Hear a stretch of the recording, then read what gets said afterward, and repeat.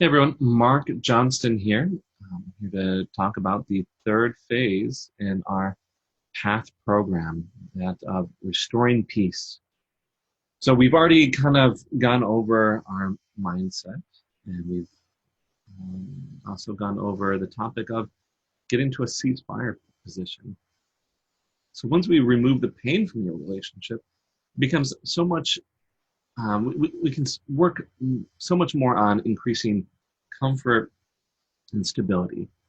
Now, this does not mean that, just because we remove problems, that it is a green light to jump headfirst into the relationship and get all this commitment, because I do think that sometimes that's a mistake. And so we need to go about this process in a thoughtful, intelligent way.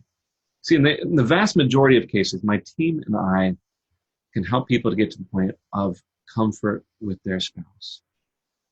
But like I said, in order to do this, we need to do this intelligently. Many people, when they start to see some faint glimmers of hope, and they start to see that their spouse is reaching out a little bit, and they call them a little bit, they're a little bit, they're not fighting as much. They Many of the people that work with me, they see that hope and they rush in headfirst, pushing on the relationship much too quickly, oftentimes with scaring their partner off. Other times, people they hold off too much. They become a little bit skittish or nervous about pressing into the relationship. They fear that they're going to scare their partner off, like I was just mentioning. Uh, this phase of our program is all about making it comfortable to be around your spouse so that you can discuss things a bit deeper. Help them to see you as an ally and give you a chance to prove that things will be different. And beyond this, you know, a relationship is not simply about being comfortable. It's not simply about not having problems in a relationship. That doesn't create a deep, loving relationship at all. I mean, for instance, I don't really have any problems with my neighbor. We don't have problems together, but I'm also not very close to my neighbor. I'm not really interested in developing this deep relationship with my neighbor. Um, we haven't had all the extra bits and pieces to fill in, parts of the relationship beyond just not having problems.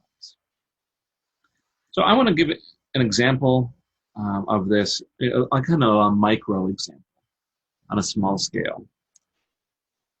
So my son, he's 6 years old, and we're having to deal with some different things with him. Recently, my son has become a bit more frustrated with different things going on in his life. He's been having a bit more of a hard time getting along with his siblings. We have 5 kids. He's our middle child, our third child. At one point, I came into the situation. My son was running around and trying to hit some of his siblings. That wasn't acceptable. I started yelling at him. I told him, okay, he needs to go outside. I He wouldn't listen, so I picked him up. I put him outside. He just began wailing, crying, was really a wreck. And in that moment, I realized, okay, well, I reacted to that situation with frustration, and I could have handled it much better. No, I wasn't wanting a situation where he was upset. Sure, that might teach some lessons that he shouldn't go around hitting his siblings. Um, but I decided to do something a little bit different. So I went out there, and he immediately he retreated from me. Here we have the situation where there wasn't comfort. He didn't feel understood. There was this pain or tension and some stonewalling from him. I needed to get to a point where we could get that ceasefire. And so I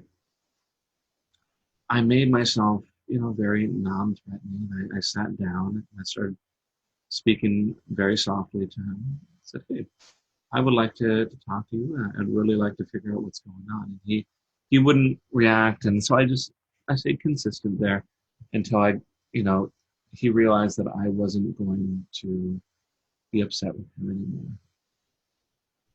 If I just stopped there, obviously this wouldn't fix the situation. And so I needed to be able to get to a point where I could draw him in. I could get him to a point where he wanted to work with me. And so I started asking him questions, helping him to feel understood. I started helping him to, I started helping him to see me as an ally in the situation. Um, what had happened was he felt things were unfair with his siblings, that they were excluding him. He was getting frustrated as he wanted to play certain things with his siblings and was feeling left out. And so he was frustrated, didn't know how else to handle that situation. But by going into this with a lot of understanding and patience, with a bit of a thick skin, knowing that he was upset with me at first, and knowing that it was coming from a place of anger and frustration, I was able to help him see me as an ally, attract him into the situation. And we even were able to fix things with his siblings. Now, even further, we were able to make it so that it was a good and fun situation for all involved. This is what I'm looking for all of you. Yes, this was a much easier situation to handle, much easier problem to fix. I wasn't the sole subject of all the pain here, but we went through much of the same process, just on a very small scale. Um, what this phase is all about is getting to the point where there can be comfort, where you can be seen as someone who wants what's best for you, for your spouse, so that they can be drawn in and you can start working together first on some smaller issues and then on bigger issues. This in and of itself doesn't necessarily get them to the point where they are madly in love with you and want to work things out, but it gets you one step closer to that point, and it is a necessary step in this whole process. So I'm excited to share the information about this part of the program with you. I hope to see you in the program a little bit further in. All right, thanks.